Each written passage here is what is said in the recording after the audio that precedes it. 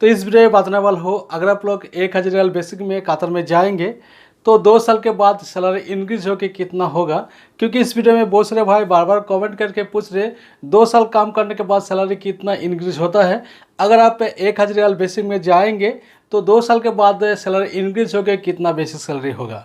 तो इस वीडियो में आप लोगों को डिटेल्स बताने वाला हो सैलरी इंक्रीज के बारे में, मिनिमम सैलरी कितना इंक्रीज होता है कतर में और मैक्सिमम कितना सैलरी इंक्रीज हो सकते वो भी आप लोग इस वीडियो में बताने वाला हो। अगर आप लोग कतर में रहते हैं तो ये वीडियो आप जरूर कंप्लीट देखें। तो पहले आप लोग एक चीज़ क्लियर करना चाहते हो, कतर में जाने के टाइम आपका और कंपनी के साथ एक एग्रीमेंट होता है। एग्रीमेंट में सारी चीज़ लिखा रहता है, उसमें आपको बेसिक सैलरी भी लिखा रहता है, अदर्स अलाउंस भी लिखा रहता है और आपको फूड फैसिलिटी, रूम फैसिलिटी के बारे में पूरा डिटेल्स लिखा रहता है। तो आपका और कंपनी के साथ जो एग्रीमेंट होता है वो एग्रीमेंट अगर 2 साल का एग्रीमेंट है तो 2 साल आपको सेम सैलरी लेना पड़ेगा। अगर आपका बेसिक सैलरी 1000 रियाल है, कंपनी चाहेगा तो 2 साल सेम सैलरी में आपको रहना पड़ेगा। लेकिन बहुत सारे कंपनी में 2 साल का अंदर भी, 1 साल का अंदर भी आपका सैलरी थोड़ा इंक्रीज होता है। 1 साल काम करने के बाद आपका सैलरी इंक्रीज होकर 1100 रियाल क्या पे 1050 रियाल भी होता है।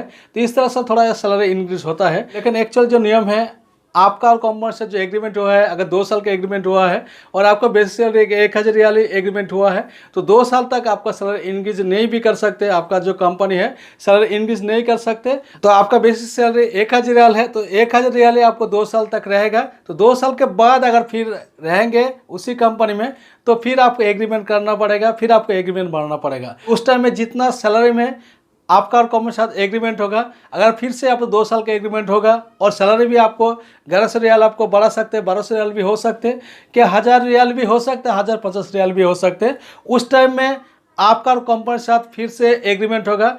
वो एग्रीमेंट में आपको डिटेल्स लिखा रहेगा, आपका सैलरी कितना इंक्रीज हुआ है और कितना सैलरी में फिर से आप साइन कर रहे हैं। तो ये भी आपको देखना चाहिए। आप जिस कंपनी में रहेंगे 2 साल पूरा होने के बाद फिर से अगर एग्रीमेंट करेंगे, फिर से कतर में उसी कंपनी में रहेंगे तो सैलरी आपको कितना बढ़ा के आपको मिल रहा है और कितना में एग्रीमेंट हो रहा है वो आपको देखना चाहिए। उसका ऊपर ही डिपेंड करेगा आपको कितना सैलरी मिलेगा और कितना आपका इंक्रीज होगा।